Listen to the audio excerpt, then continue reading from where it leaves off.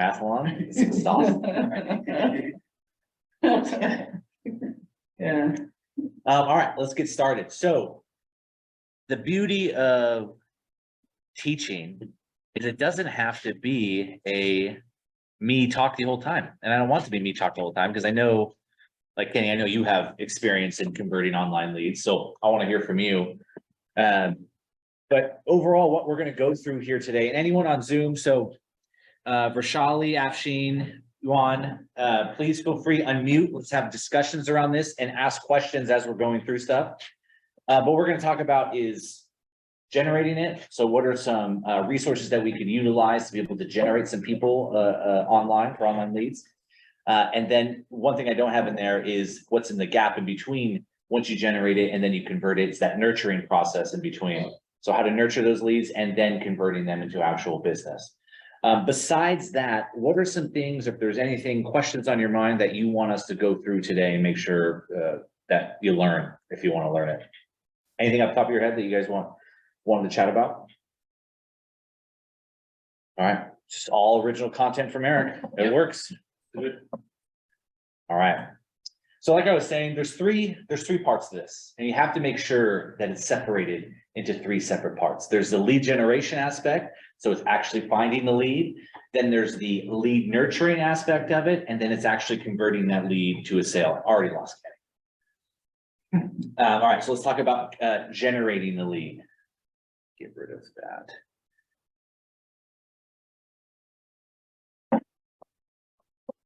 that. Raymond, do you know how to move? Can I move that? Oh, there it goes. Cool. I made it work without even knowing how I made it work. All right. So here are some places that you can buy leads. Now, I'm not telling you just to go buy leads. And I know that some of us don't want to go through all of the process because Gavin, it is a process to generate these leads. So much so that these businesses have made businesses off of it, right? And this is their main money maker. Like Zillow, their bread and butter is the Zillow Premier agent, where they're selling leads to agents and having them go out there and convert it. So here's some of the ones that I'm familiar with and that I've used. Anything that you guys would add that you've seen that's not on here is pretty much everything.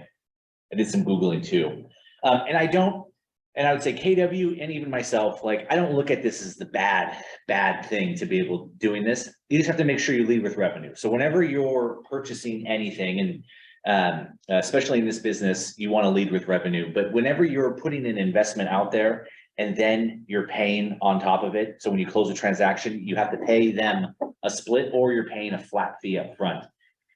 In the ones that you've used in the past, have you guys always done like pay on the back end, or have you done some ones that you pay up front for leads and then? For opportunities to pay on the back end. Yeah, those are the only ones you guys have converted. I've found that sometimes, and we're actually seeing this. I'm going to talk to Raymond after this. I find that the ones where you have to pay up front are usually higher quality than the ones that you pay on the back end. So that's something to keep in mind when it comes to the quality of the leads that you're going to be getting from these people. Each one of them has their own aspect as far as where they generate these leads. Some of them are just glorified pay-per-click leads, where they put ads out on the internet, whoever clicks on it, they sell that lead off to someone. But not everyone is the same. So I would check those out if you're interested in potentially looking at that. Am I missing anything here? Let's do that. There we go. All right, so let's talk about where you can generate these leads from. First one I want to highlight here is being active across all social media platforms. And I think the simplest way to do this is you build a schedule for what you're going to do, what you're going to post. Don't do it to when you feel like, oh yeah, I have an event happening, so I'm going to post on social media today. You want to make it to where you have a schedule, whether it's every Wednesday, every Monday, once a week. You can go back and forth with personal and professional. Do you guys follow the 80-20 principle with like your business and professional? So Gavin, on your social media, no one wants you to show up like a Mary Kay salesperson and just go boom, boom, professional all the time. So you want to make sure you balance it to where it's an organic feel on your social media, not just something where every time they talk to you, it's going to be talking about real estate. But it doesn't matter who I meet with. And when I hear top producers and they're finding massive success, social media is the #1 spot that they are easily generating online leads without having to spend a lot of money or put a lot of complexity into it. What would you say the reasoning is for that? Like why it's an easier way of being able to generate some online leads? I think people get to know, they think they know you by what they see, the content. You know, I've had a lot of people say, oh, I know you love animals, I know you're passionate about the homeless, I know, and I get these, forget it, I'm just gonna go back and say, yesterday I posted something about Barbara Corcoran, just saying that, you know, now's the time to buy. Within 30 minutes, I had a lead from somebody on my Facebook page. I'm interested in buying, you know, can you contact me? Yeah. It's so quick. I mean, they equate you with, you're a realtor and you're here to help me. So what they see, they believe, and so they're gonna likely engage with you. But that's their way of getting to know who you are. Well, and the post before that was what? You saving that kitten, right? That Oh. you're shoving the tube down her throat to be able to feed her. But that shows, right? So it's a sandwich. Compassion. Yeah, but it's a sandwich effect for them, right? They see the first one, oh, what heart that event has. And then they go, oh my gosh, and what a badass she is in real estate. And she could help me. And she has that empathy, that compassion. She'll probably have that for me. If I needed a tube shoved down my throat to feed me, the vet would do it, right? But that's what we want to create with it. Only if I have to, Eric. Yeah. With permission. And another thing is on the internet.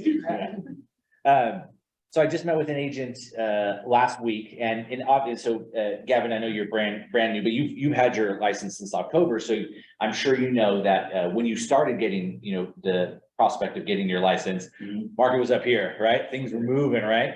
And then you got it in October, things are a little bit slower, and now, you know, we're kind of in a weird spot of some people feel it's slow, some people feel like it's really moving. So we're in this weird time, and I met with an agent, and he was someone who got his license in 2020, experienced the highs, also hit the lows, but now is finding consistency again because he's posting on social media consistently. He's posting at least once a week on social media. And it does exactly what you were saying about, they're able to build a relationship with you because they're seeing photos, they're seeing videos, they get to hear your comedy, your empathy, your levity, right? What you bring to the table more than just, I close and sell real estate homes. And The other reason why I would say this is the most efficient, one of the most efficient and easiest ways to do it is because in a lot of those social media platforms, they're working for you. So what does Instagram, Facebook, Instagram, and YouTube want? They want you consistently posting on their platform. If you're going to post a link on Facebook, well, if that link takes you off of Facebook, they're not going to push that to the top of people's feeds. They're going to push things to the top of people's feeds that keeps them on Facebook longer. Same thing with YouTube. I've told this story many times, but I did a lot of selling in the Sacramento area, and there's this agent. I won't say his name because actually people here follow him and respect him, and I respect him, but I'm going to call him a wet towel in this scenario here. But he had no real personality, nothing that really drew you to him, and you're just like, man, this guy is just going to take off running. So he started posting on social media every week consistently, and slowly but surely those views kept going. Now the dude is getting 30,000 views. He's got a ton of over, I think like 50,000 followers, something silly. And it's just because he's consistently posting on there. So you've ever been on YouTube, right? And you're just watching and you sit back, put it on, and then it's going to put those suggestions of videos on the side. Well, now he's in that suggestion area because you're doing it consistently. So this is an easy one to get a schedule, start putting some content out there. I'll share some content ideas and stuff in a second, but that's easily found, you know, the content you can post. But you post the same thing on all those platforms, and it all directs back to you every time. But event, like you're saying, it's the easiest way, I think, to get some online leads, and they're warmer at that point, right? They're not someone who, you know, I clicked on a home and then all of a sudden I have this person calling the other side. You have to build that relationship from that point on. We're going to talk about that too. You stay top of mind. You're top of mind. Next one is information rich website and SEO. So I remember, and this is like a interesting thing with KW, but KW, when they released Command, right, and they had those websites, and the websites they built them just so that they really dominated search. And at first I thought that's exactly what you want. You want to be just like Zillow. That's what clients want. They want to go on the website and they want to search for homes. The reality is they don't just want to do that. They're already going to use Zillow for that. They want to know more about you. They want to know why you're the person that they should use.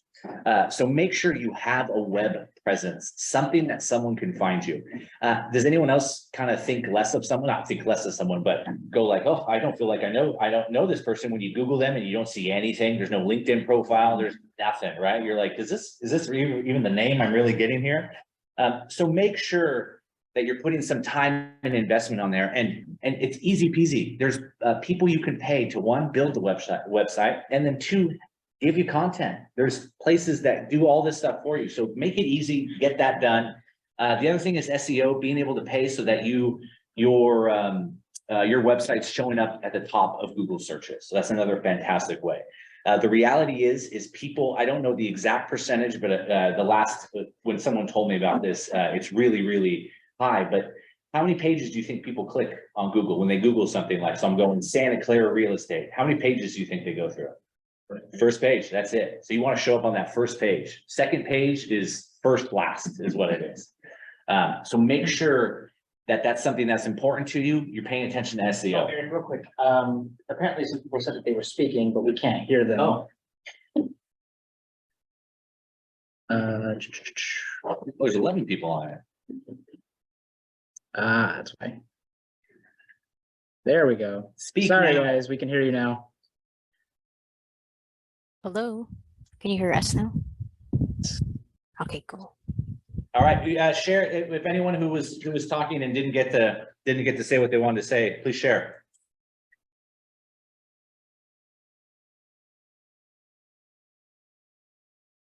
Okay, well, feel free to talk.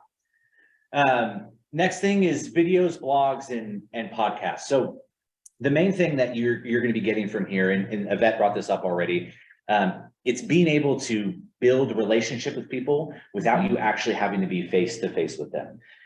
You see it all the time now with social media influencers. I know my girlfriend, it's like she has a relationship with these people and she talks about them on the first name basis. She's like, yeah, so Kenzie was doing this. And I was like, who's Kenzie? She's like, oh, an influencer I follow on Instagram. So using videos, fantastic way for you to build rapport with people, and that's going to help you get the clicks and help people feel more confident when they're talking to you. Blogs and podcasts. So blogs, the main thing I want you to think about here is you want to blog about things that people are talking about today. To me, I think blogs can get really bogged down, especially if you get writer's block. And I know a lot of us aren't these wordsmiths able to put that stuff out there. But still, especially if you're running your website, you want to have a little bit of information on there that you're constantly updating so that the SEO is working on the website. If you just have a stagnant website, that hurts the SEO. They don't push that stuff to the top. The other one is podcasts. So this is something that I recommend if you're not going to go out and do a full podcast. We have a company that we work with, Aerial Canvas, who does, you guys work with Aerial Canvas, that they do photography, video, really clean stuff. But what they'll do is they will interview you podcast style. You give them the questions that you want them to ask. And so they'll do an interview with you and it looks like you're on a podcast. And then you can actually put it on your social media like you're being interviewed on a podcast. It's got the microphone right there and the cool background. And your clients know nothing about it, right? You don't have to put what podcast you were on, but it makes you look that much more legitimate. A good friend who runs the Los Gatos office, Mark Fonquino, he started doing a podcast, I want to say maybe the beginning of this year. And I'm watching their views go up and up and up and up. And the main content you're putting on there is you're solving problems, right? You're hearing what's going on in the marketplace, and then you're using that podcast to then answer those questions. And when you're looking at this stuff, right? So the video is something you're going to be giving people. You want to keep it short. You want to keep it sweet. That podcast, you can go a little bit longer and then you can dice it up and it makes that much more content for you to be able to use on social media. And all of these work within each other as far as the first three that we're talking about here. What you create for social media is what you use for your blogs, your podcasts, and you're putting on your website. So it all works hand in hand, and that helps people click on it. The next one on there is Facebook ads. Who has used Facebook ads before? What's been your success rate with Facebook ads? It's a true hit or miss. Some have been good leads and some are just wrong numbers. Yeah. Any different than any other internet lead sources you've ever used before? Absolutely not. Yeah, it's exactly the same. So if you ever hear someone tell you, oh, Zillow's better than Facebook ads, or this is better than Facebook ads, yeah, you're probably right in lots of cases. And it's the exact same people. People who are on Zillow, same people who have a Facebook, and they're clicking on homes. No matter what, people are clicking on homes.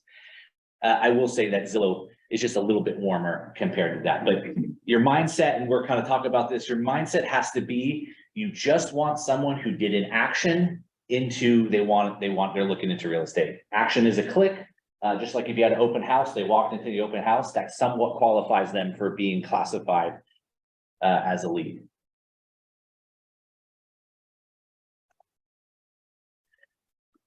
Properties and specific searches. So I actually found a lot of success with Facebook groups with putting in specific searches into those Facebook groups. You're nodding your head. Have you done that before?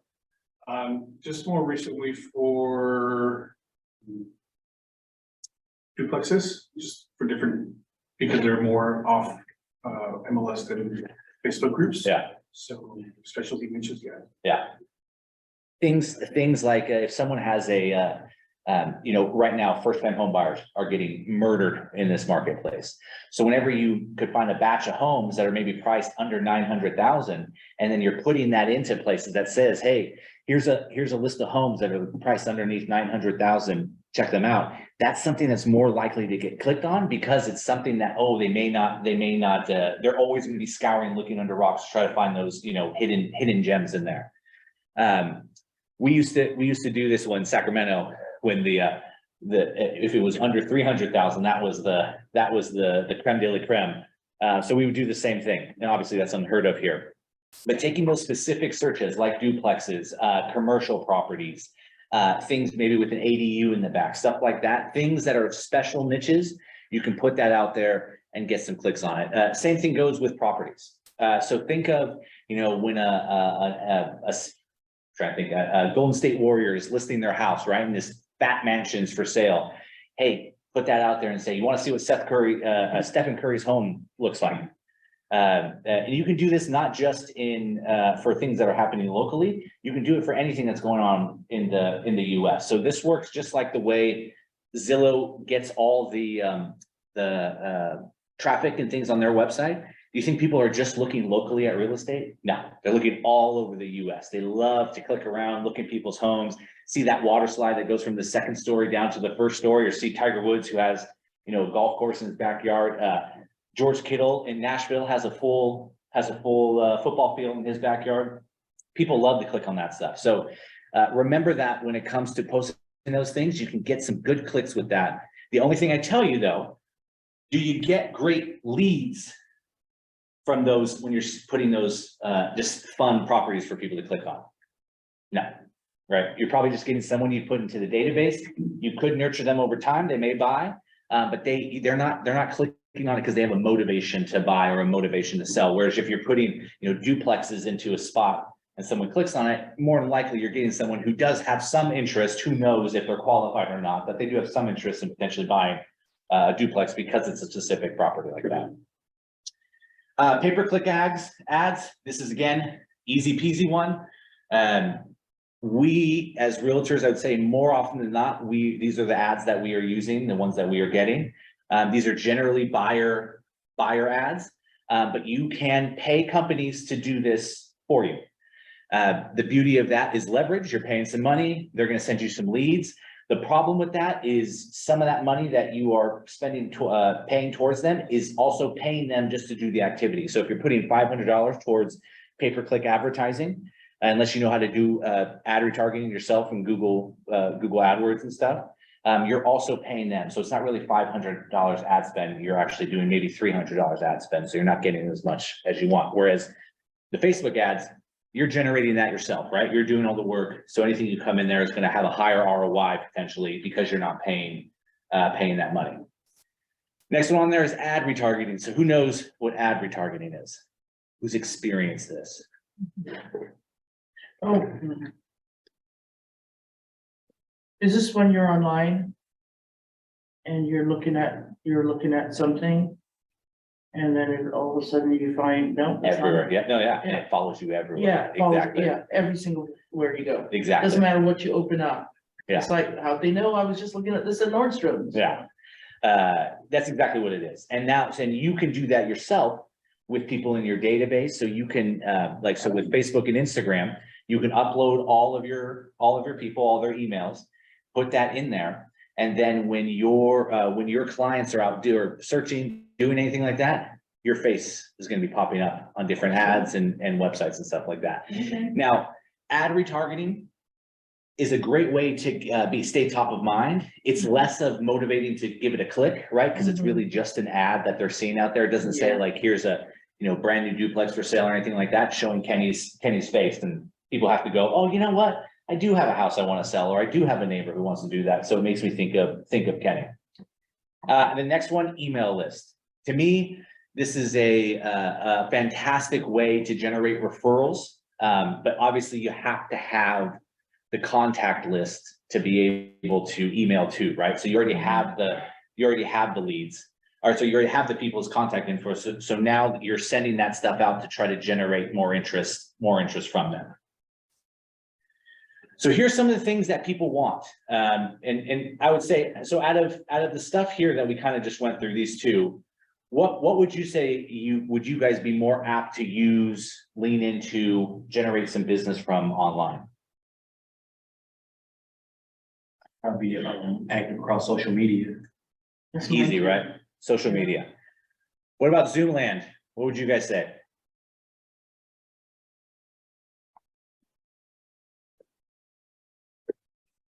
Man, they wanted us to Did make they sure hear that you? they could speak, and now they can't, now they're not speaking. Maybe they are speaking? I think definitely the social media ads. On the top here? Or the retargeting? I would say which one was it? The retargeting. Yeah, retargeting, yeah.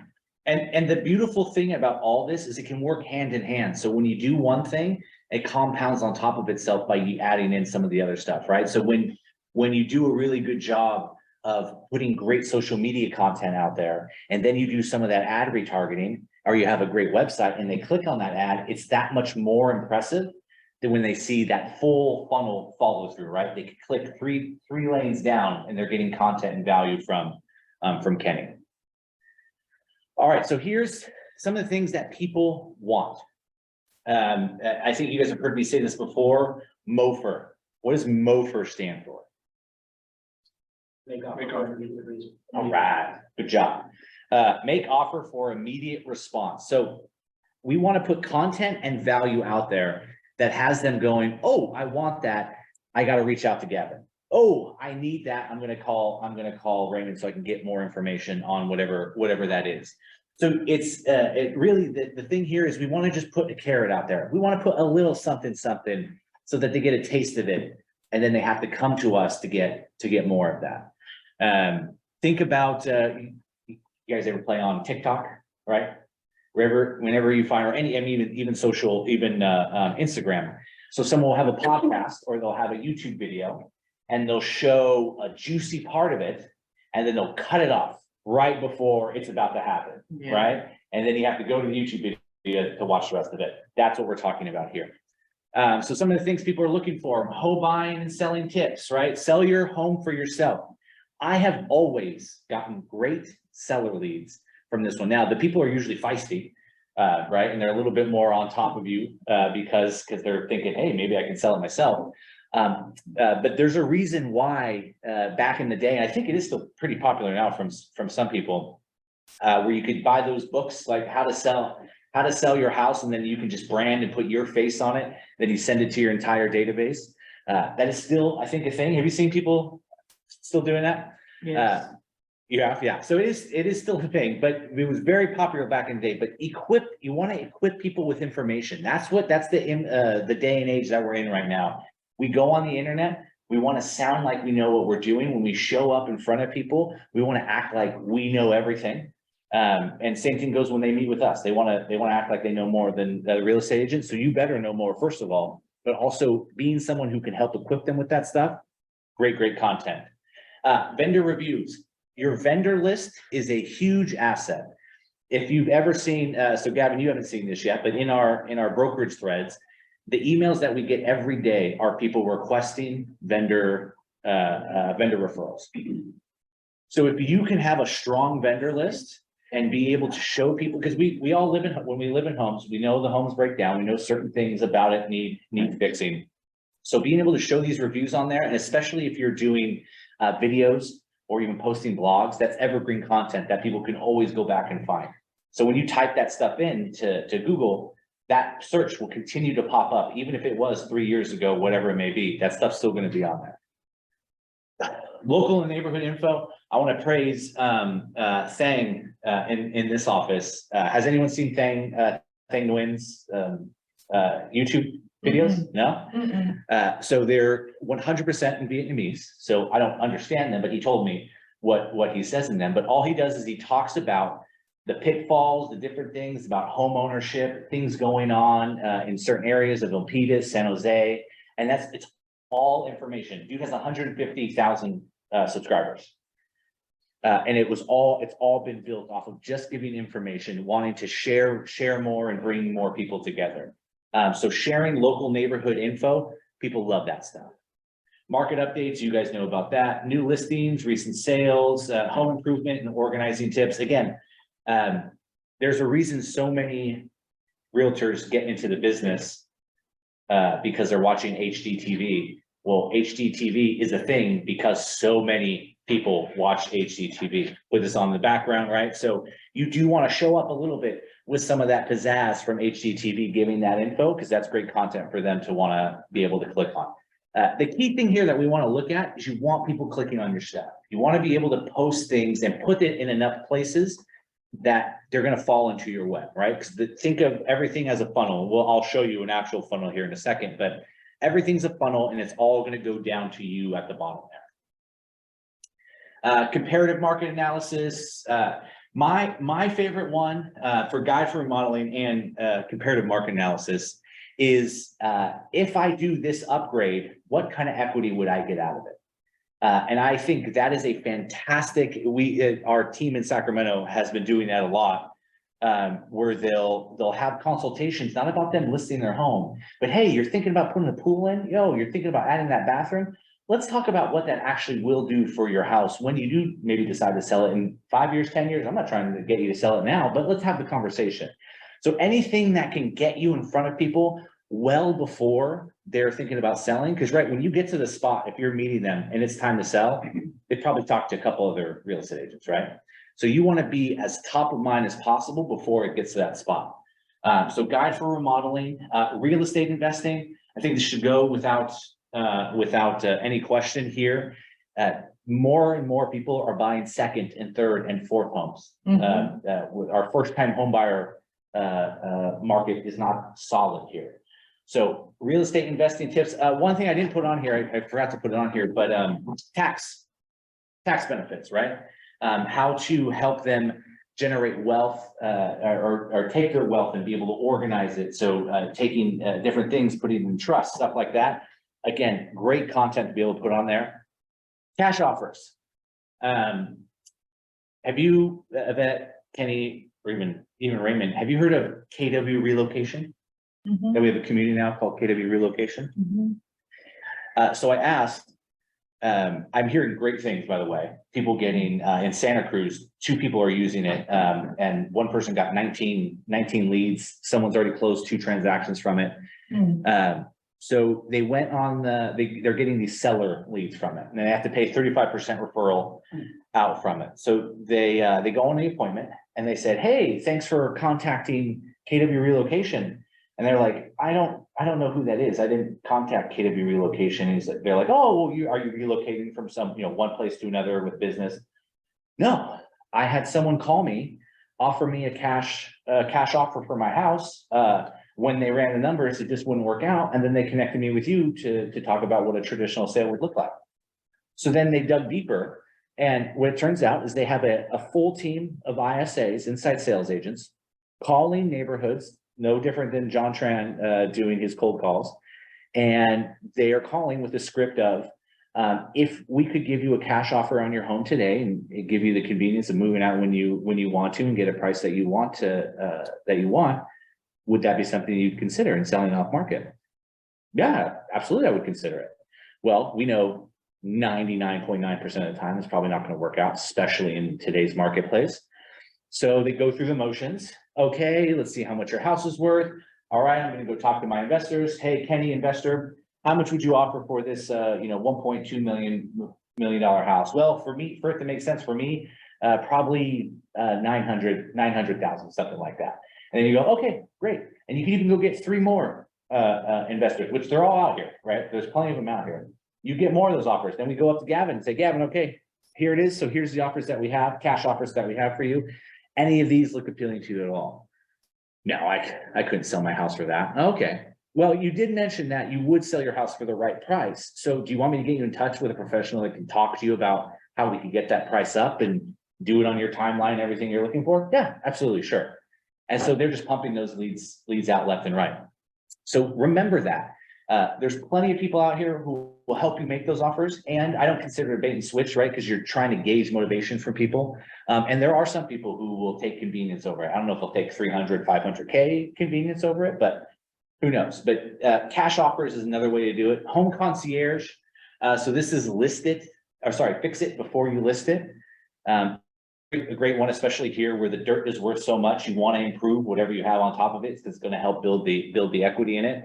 And this is flexibility for a homeowner to be able to get it fixed, and then at the close of escrow from the equity that they have, they pay the contractor on.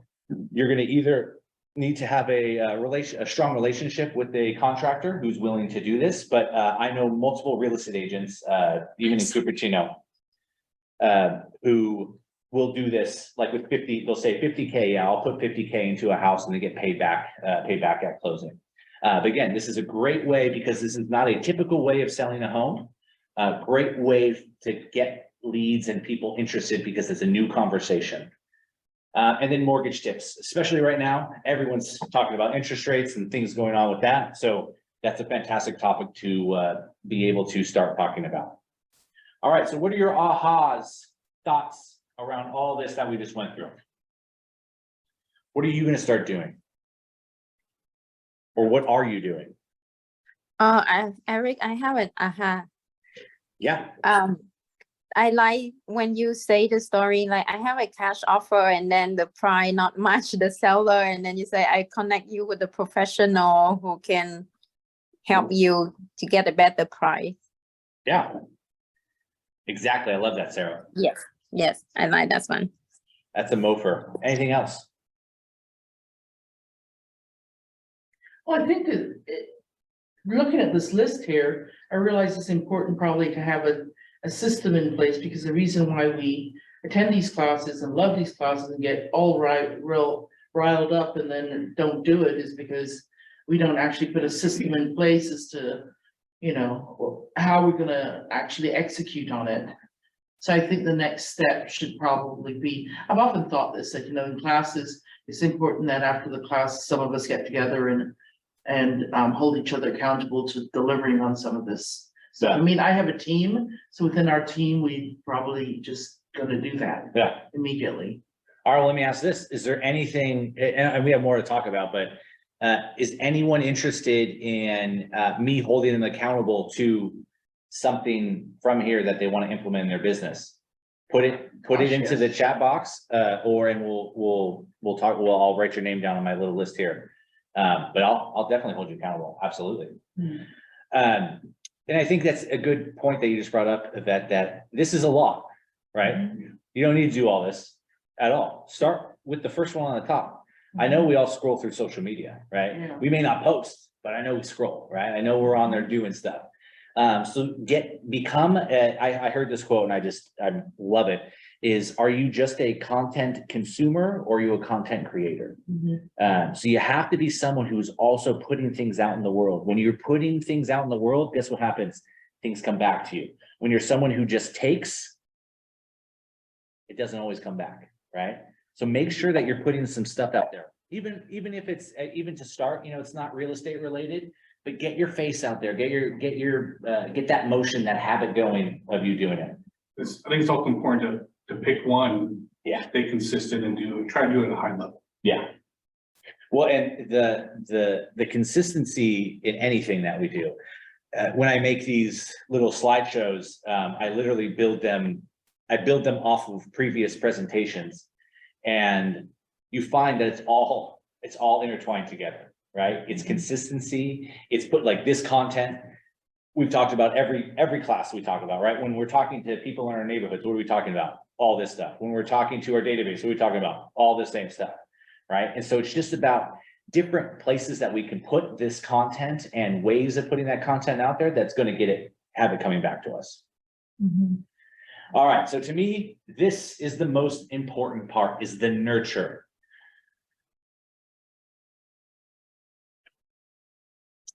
So first part, as far as nurturing, nurturing versus converting.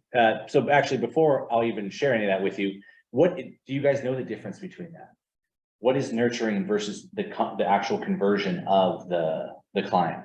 What are you doing during the nurturing time?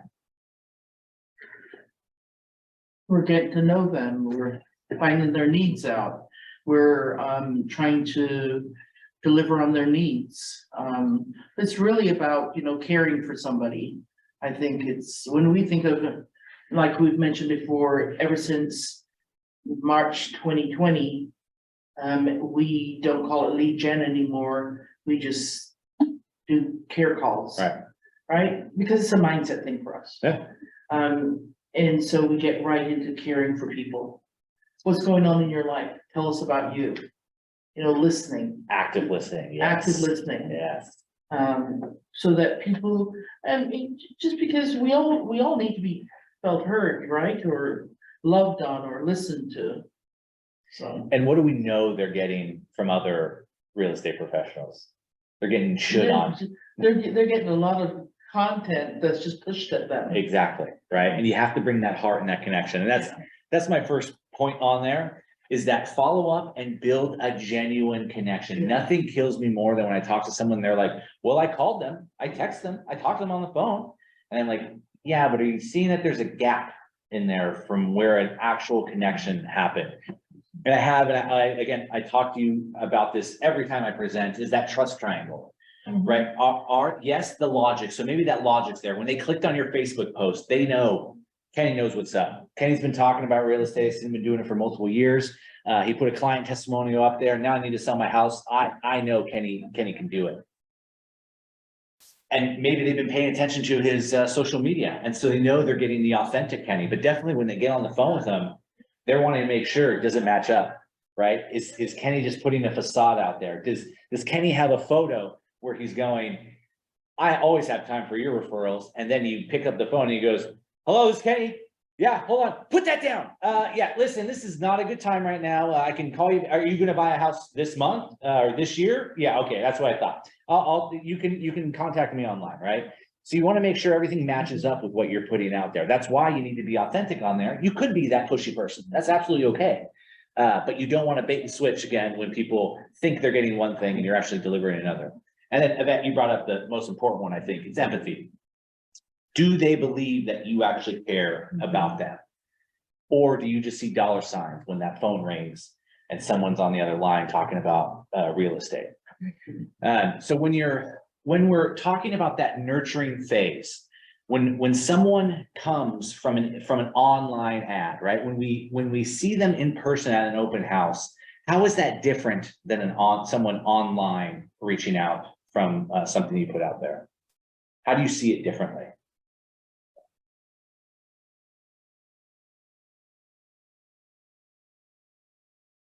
Could you repeat the question again? So when you have someone who walks into your open house versus someone who clicked on your social media post, How do you see those different as far as the lead, quality of lead or the motivation of that lead?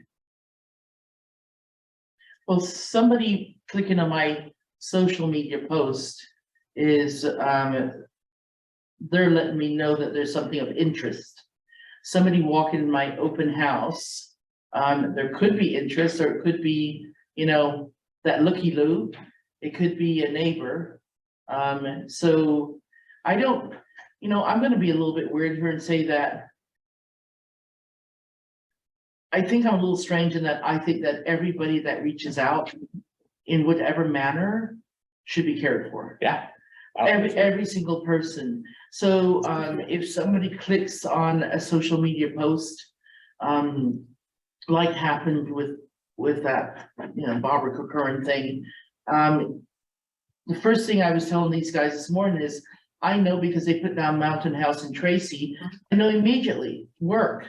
It's gonna be far away, it's gonna be less money, and the only thing I could think of is that she needs my help. Mhm. I'm aware of all those things, but that's just where I come from. I come from a place of, I am here to help you. And I'm just got a 2.3 million contract a couple of days. They're just as important as my Mountain House person. I really, truly believe that. I mean, it's like, in my heart of hearts, it's like, and I tell the guys on my team all the time, people have to come first. If they don't come first for you, kind of on the wrong team. Yeah. Because people come first. No, And yeah. that will pay off in the end, because people will refer you because you care. Exactly. So No one should I don't poo-poo see on them that. any different. Yeah, is no, what and I'm that's saying. good. That's good to see it that way. Now, if you were dealing with more, oh, someone's saying something? Yes. Hi, Rick. This is Vrushali. Hi, So, Vishali. hi. Thanks for educating us every now and then and adding. So, just to compare between someone clicks on the post on online media versus someone walks in to the open house, the way I compare it with the pager. I don't know how many of you remember the pager used to be one-way communication where you will receive message. And when they walk in the open house, I see that as a telephone communication where you are actively communicating with them. Yeah.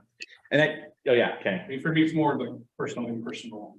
If someone's going to the open house, I have an opportunity, a genuine connection. Something more on social media is like texting a little bit. Yeah. In person. There's definitely, yeah, I think there's more of a connection when you get the face-to-face for sure. And one of the things I was looking to get at is the quality potentially of that person, right? Someone's driving their car and says, especially if they have a kid in the back, I know that now more than ever, Kenny. And they say, I'm gonna pull over and I'm gonna get that sucker out of their car seat and we're walking in that house. There's probably some motivation there, right? I'll actively get up and do that. Now, your Facebook post that you're referencing, Yvette, that's more specific. Hey, if you're looking to buy, contact me today. Now if someone responds to that, you know that someone's like, hey, I'm looking to buy, I'm contacting you today. There's motivation there. If it's, you posted a crazy duplex or a great duplex or something like that, could you get someone who's sitting on the couch in their underwear at 2 a.m, who clicked on that, and it's really nothing at the end of the day? 100%. So there is more chance online that you do get some of those people. And to Yvette's point, you have to treat everyone the same because you have no idea what's on the other side. When someone walks into an open house, you get that visual, right? You get that physical connection or lack of connection, right? Not looking down at you, right? Just want nothing to do. Hey, I don't want anything to do with this, right? So you kind of get some of that stuff already. You don't get that benefit from the online stuff. So you have to make sure, and we're going to talk about systematic, just like you were bringing up, Yvette.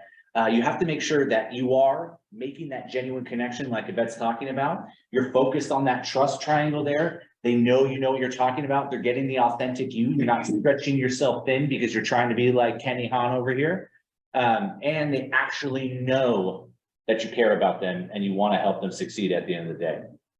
And then lead conversion, I believe, is out of your control. I think the thing that you can control is your nurturing up into that spot when they are ready to transact. You can always add more to your nurturing, say different things during that time, and that's what leads to higher conversion.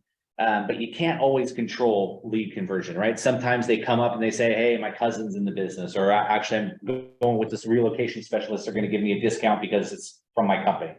But you could always work on your nurturing. This is another one as far as qualifying them. The difference between the two, a real estate lead, that could be from your sphere of influence. That's someone who could transact, who knows when, but they do potentially, they have some money and they are living, so they probably want to live underneath the roof.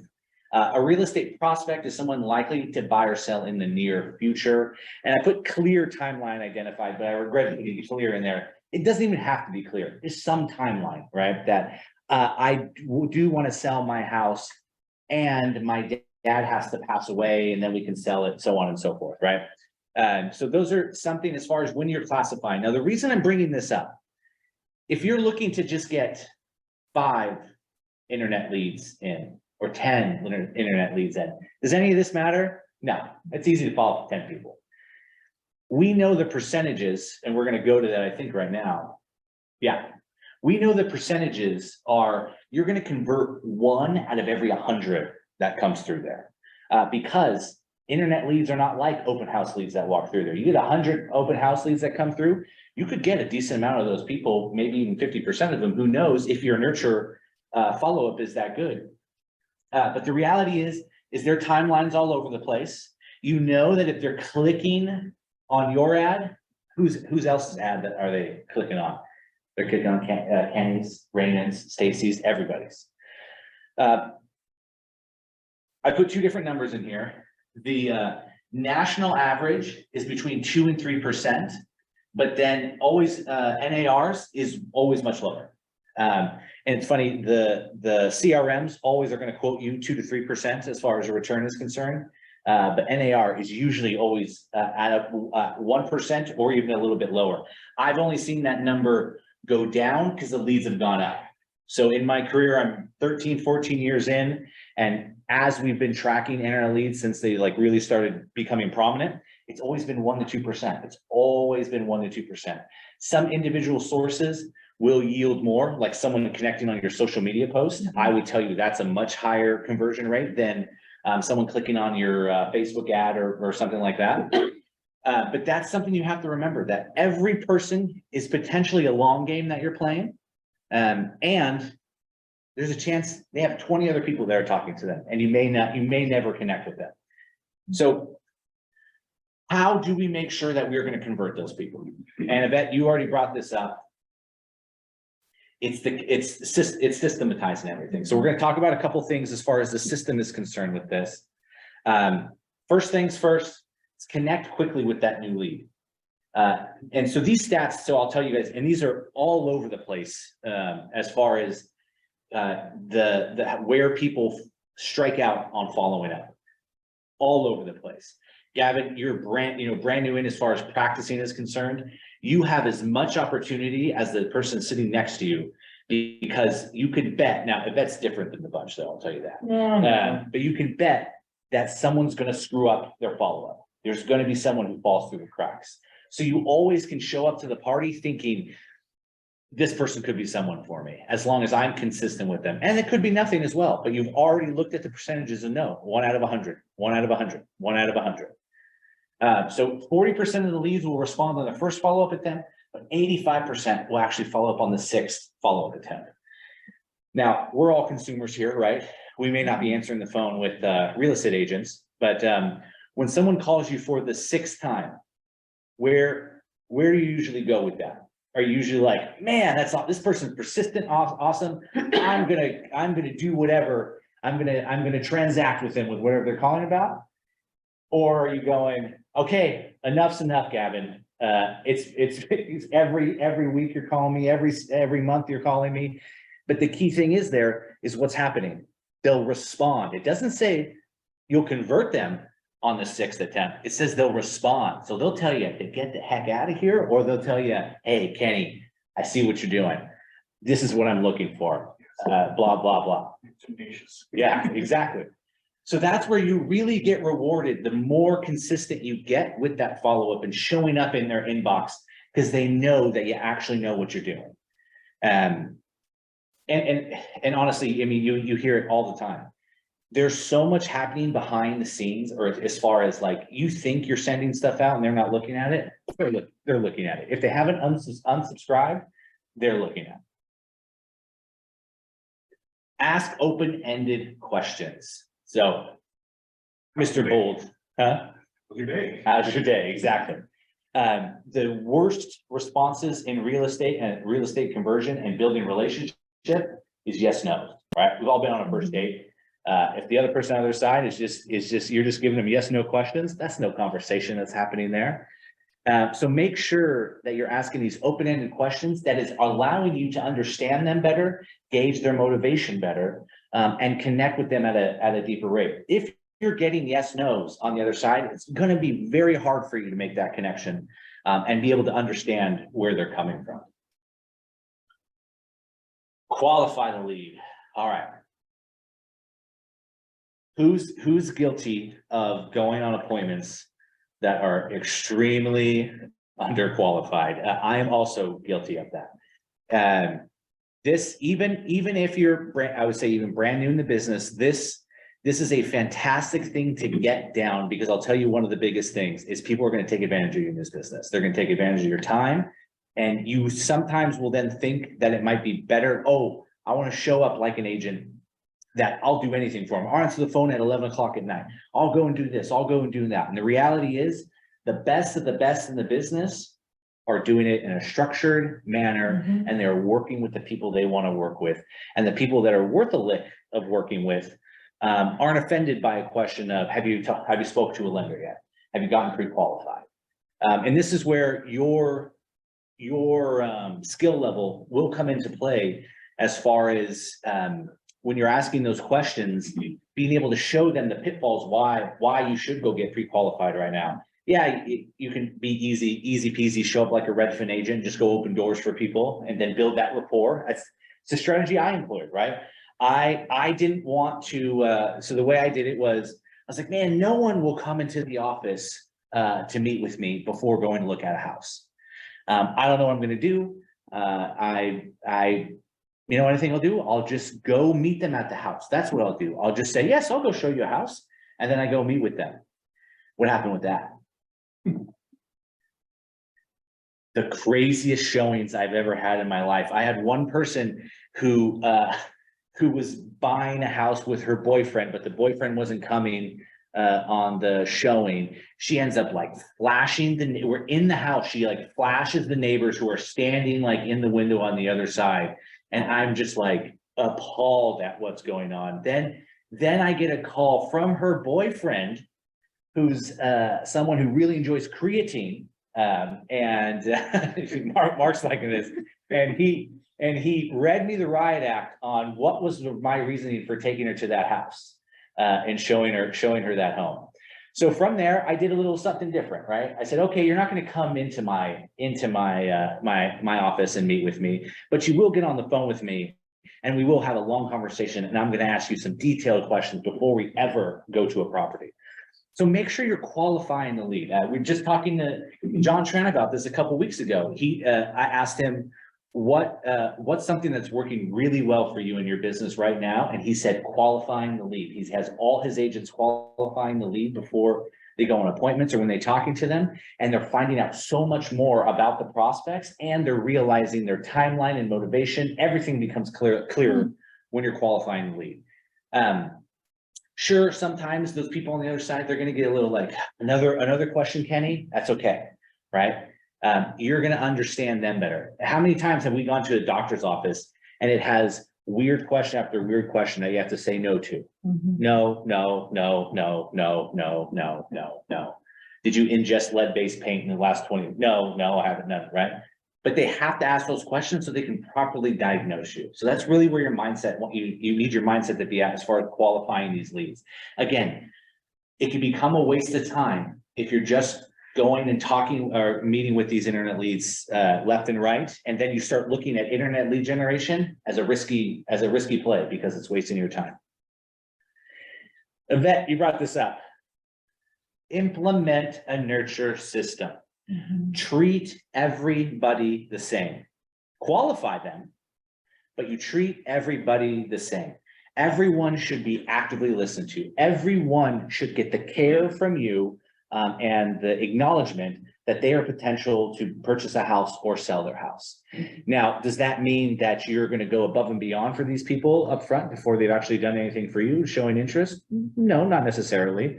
But if you put a system in place, and so it's not a wing it method where this person comes in from the open house, okay, I do this follow-up. This person came in from Facebook ads, okay, I do this follow-up. Just get a simple follow-up system down and you'll be good to go as far as this is concerned. But this will make it easier for you to follow. If you try to go backwards and do the lead generation part first, and then you build the system, then it's going to be heavy on you, right? Going backwards in that makes it a lot harder. So make sure you put a system in place, and it doesn't have to be anything crazy. Think of the system just like this, right? Everything starts off at the top. It is generated, you prospect, you market, and it comes through and it falls through into your, can I see this on here now? Into your funnel over here. So it falls into the bucket. And then these are people you haven't talked to, and these are people you've talked to. And then you're going to decide right here where they're going to go. Once they fall through here, you're going to nurture them, you're going to qualify them, and then they get into that cycle. And then we repeat the process all over again. But it should be this simple. It sounds complicated, but the reality is very simple once you start executing it. So here, so more touches the first 10 days. Scan this QR code and you'll get a quick little booklet on an example of 10 days of pain that you should have for your client. Now, you can create this yourself. I've seen about 20 different versions of 10 days of pain. The first one I ever saw was from Market Leader. But the reality is you just want, in those first 10 days, you want to be consistent in what you're sending them. You want them to constantly see that you're there and you're a real person. Your lead didn't just fall into a bucket somewhere crazy. Number 5, leverage automation tools and technology, foolproof your follow-up. Things happen in life.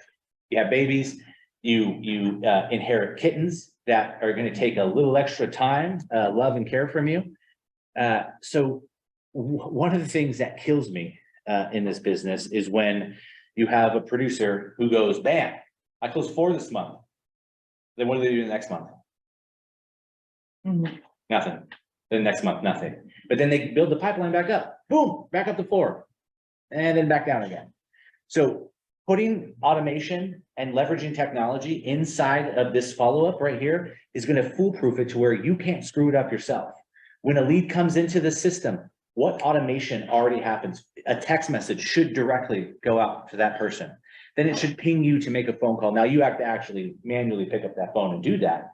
But you want to take as much of it off of your plate as possible. And Raymond knows, Raymond can help you with all this, but Raymond knows this better as he's someone who works well with command. It's all there. All these tools are already there. They're free to you. They're available. So just get it going. Take the time to get the automation going. Your second day of follow-ups, if it's not a phone call, automation can do it for you. And it's smart enough now to where someone says yes or someone says no to certain things, it will send them the correct response back. Especially with AI, more and more that's coming out. Leverage this stuff. Leverage it as well in the content creation too, as far as like the AI and being able to put some good content out there. Is anyone doing this well who's online or out here? Anyone who has some good follow-up systems going on that's automated using their CRM?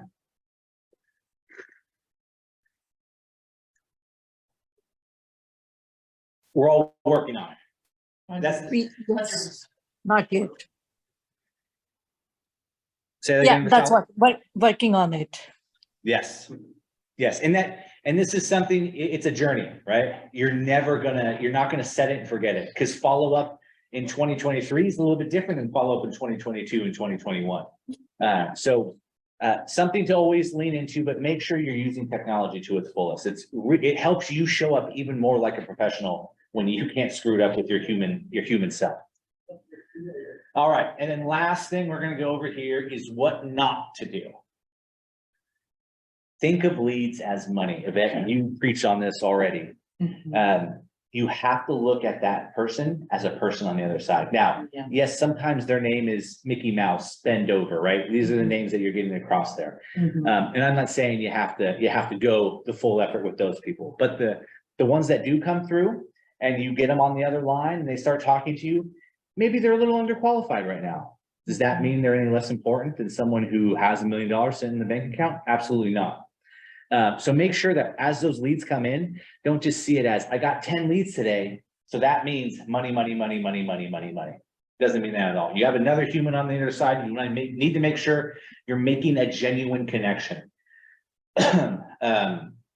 We have someone on our team who we gave, I think like 10 listing leads to, and they didn't convert any of them. But the leads ended up turning into listings. And so I talked to them and I said, so where do you think the gap is there? What do you think happened? And their response was, well, they probably had their mind made up already. They probably already had the decision done in their head. I said, well, did you go on multiple appointments with them? Yeah, I did. I was like, well, then their mind was not made up, right? You don't go on 2 dates and that mind's made up. So what does that tell you? That connection's not there.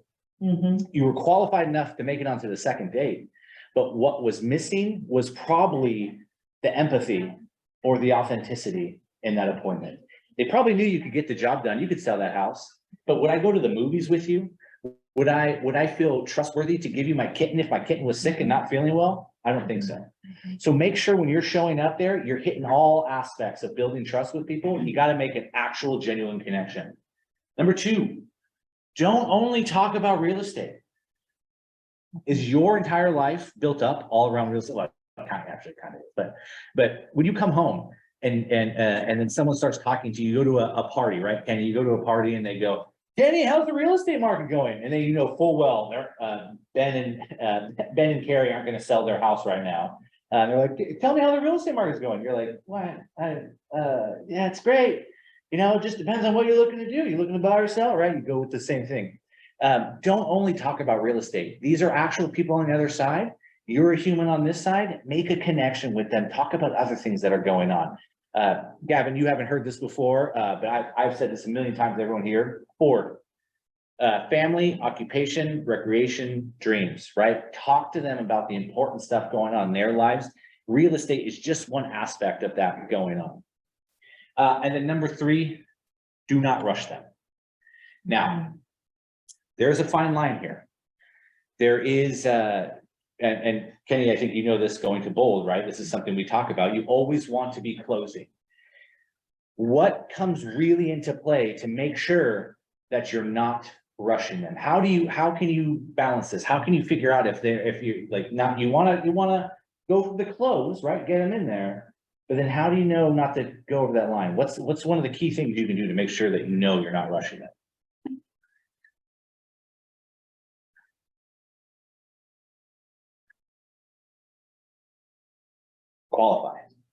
Qualify the lead. If you're taking the time, you're asking the questions, and you're going a couple questions deep. So Kenny, when are you thinking that you want to list this house? As soon as I can relocate to Austin. Okay, relocating to Austin, amazing. So in a perfect world, how soon are you moving to Austin? Next month. Next month. Okay, amazing. Now let's just say you told me 6 months. He says, oh, you go 6 months, that's fine. So I need to make sure now that there's not that gap there, and I don't just leave Kenny alone for 6 months. So 6 months from now, is that, that seems like that'll be nice for you and move over there. So tell me more, if it happened, could it happen sooner than that? If your job relocates and they say, hey, Kenny, we're ready for you over on this side, could it be sooner than 6 months? How would you feel if it was sooner than 6 months? They might be out here. Would that put a lot of strain on your family if it happened? Oh yeah, okay. Are there any other resources that I could help you with to help you with that move, as far as to help with that strain if that move came a little bit sooner? But we need to find somebody on the other side. Okay, help find someone to help you buy a house on the other side. So now what can I do? So now that I'm making sure I know I'm not pushing Kenny, go get another realtor, give that referral. But now I know more about what Kenny's got going on, not just Kenny's relocating to Austin and he's waiting for that other job on the other side. Get the referral agent on the phone, get that process going, and find out what Kenny's feelings are if that timeline was moved up. A simpler conversation is, hey, yeah, we're thinking about buying a house. Okay, so in the perfect world, when would you want to be moved into that house? Oh, I mean, it could be 3 months, 6 months, we really just want to find the best deal possible. Okay, well, that's awesome. So are you telling me then if we found a great deal tomorrow, would you be ready to go tomorrow? Well, I don't know tomorrow. I mean, that's pretty quickly. I don't know if we have the funds lined up. Okay, great. So perfect world, 3 months, you're moving to a house. But do you want me sending you homes now in between that 3 month gap, right? You want to constantly be asking these questions so you can really identify where you can show up big and awesome inside their life without making you feel like you're rushing them. Now, are there times that people say 3 months and it's really 3 months? Like it is 3 months. Do not call me a month from now. Do not, the saying, you cut that follow-up time in half and call them then. Yeah, absolutely. There are people like that. They don't care about a good deal. They're waiting for the kid to graduate from high school. So that's not something, hey, I know your kid's graduated from high school, but isn't there a place that you could rent and the kid can just finish out high school and we can get it on the market? Because right now is the best time. I'm telling you, I have 3 buyers that would take a look at your house today. Right. So making sure that you're not rushing them. When you're doing these 3 things, what are you also crushing? The trust triangle, right? Those are the 3 parts really of the trust triangle. So really you want to make sure you're showing up like an actual human on the other side. You care about those people, but you're internet dating. Who's done some internet dating? That's how Eric found baby mama. Yeah. It's truly an interview process. And you have to take the time to nurture the relationship, ask questions, and don't rush anybody. All right, any ahas, questions, anything else you want to chat about? This is the QR code for the presentation. Eric, Yes. I don't have any question, but like this one have popped up in my mind many times, and I know other agent also want it. How can we schedule a class for John Chen to make a class in cold calling? Oh, you want John Tran to teach a class on cold calling? Yes. Say no more. We can make that happen. I'll write it down right now. Oh, thank you so much. Yeah.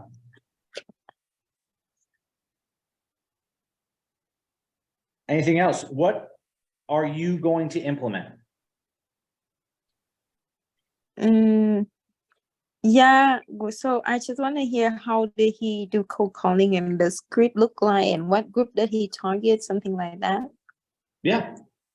Oh yeah. I'll get John to give you the full package on what he's doing. But what are you guys going to do from what we talked about today? What's something you're going to implement from what we talked about? So I think I'm doing the social media fairly well. I can always improve.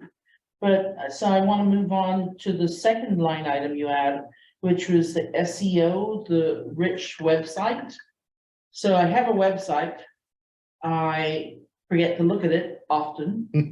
So I need to make sure that it's up to date, that we're putting some content on there that matters to people. It's always a point where when somebody's meeting with us, the first thing that they do, and we don't even realize it until I'm sitting in a meeting with them, and I always ask them, have you seen our website? Mhm. They all say yes. So it tells me, without even knowing it, as they're heading to a website to look for you. So therefore, they're able to see all my sales on there, and they're able to see our entire team and what we're up to, but there's not much else there. There's nothing to attract them or engage them. Another click point, right? Yeah. Something else to tell you that there's Yeah. more going on.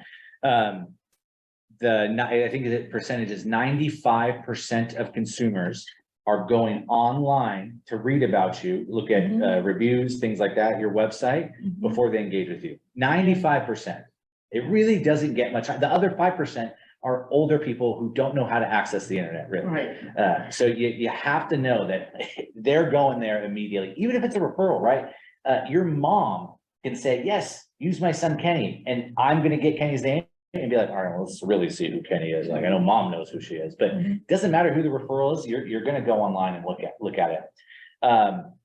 What was I gonna say? There's another thing. Oh, do you have someone who manages that for you, the website? If you're not, I would love to know those are the kind of things I need help with, Yeah, is where do I go next from there? Who do I contact? Who's fairly good at this? yeah, I have someone who I can connect you with. That'd be great. And then my next question is, so what is your action item? So what's your action item as far as to get that ball rolling? Like, what do you want to start To putting? on get the hold website? of Eric to get the name of that person. And then, once you get the name of that person, get a meeting, and then, I set up systems for everything. So once I meet with somebody, I'll get a system in place and, I'm hoping to hire somebody, but that's a little bit, I've been burned a few times. I want to make sure I do it right the next time. So next thing on my list is to take that class, the career vision in. Oh, good. It's coming up, I think, in the next couple. I paid for it and never attended it, so I'd like to attend. Yeah, you should definitely do that. Who else wants to share? Kenny? I think also creating better movers to get, more, that's more of your content creating lead gen. Yeah. I mean, I experience it all the time if I'm ingesting any content. The 5 o'clock news is coming on. Find out how, this teenager did blank, blank, and blank at 5 o'clock. That's a mofer. It's like, hey, here's this. You want it? 5 o'clock, show up on our news station. I think that's a real thing that you're giving value when someone's reaching out, right? If they're not reaching out, then it's like, well, was I really giving anything that was worth a lick? And I will tell you those, the cash offers, home concierge, right? Change up the conversations that are being had in the marketplace. You want to sound a little bit different, innovate the conversations, because we know that's what our clients want. All right, one from Zoomland. What are you going to implement? Give me one thing. Eric, I just have one question. Like, I was thinking about social media posts on Facebook, but like all the content that I want, like my writing is not really good. So, normally how can people write all of the content, or do you have anyone helping you? Chat GPT. Oh. Get AI to write it. It literally, Mark Zhang posted met in front of the council to speak against COPA, and he put the entire thing into chat, and they wrote his entire statement, and he read that statement again, and everyone applauded him for what he said. So I would use AI because that's the cheapest, I think, and easiest way for you to put it in there and then be able to get something back out without talking to someone or paying any money for it. So Chat GPT or any of those other AI things. I see. Yeah, that's a great idea. Thank you so much. Yeah. One thing I have started noticing, instead of posting videos or just a post, instead of that, if it is more interactive where you have more face time, that is creating more engaging audience. So instead of, okay, create a video and post it, instead of that, if we talk, I get more engagement from the audience. So that's one thing I'm going to implement now more and more. So taking time. Taking time. So so instead of just posting, okay, these are the stats, these many homes went pending, these are sold. So just create a slide and post it. Instead of that, just walk them through with the same data. That is creating more engagement and interaction. Yes, engagement, interaction, and it's also building rapport with the people who are watching it. And all the social media platforms love video. They like text, they like attachments, they love video. So lean into video, get comfortable with how your face looks on video, get comfortable with how your voice sounds on video, and make it happen. Completely agree. All right, anything else? I think something that I'm gonna take away is qualifying the lead because I think that's important now, yeah, and like where I am at. Very good, Sarah. Love it. All right, gang. Thank you all for attending and engaging. Appreciate it. Thank you so much, Eric. Absolutely, my pleasure. Bye. Thank you. Bye, Bye. bye. Thank you. Bye.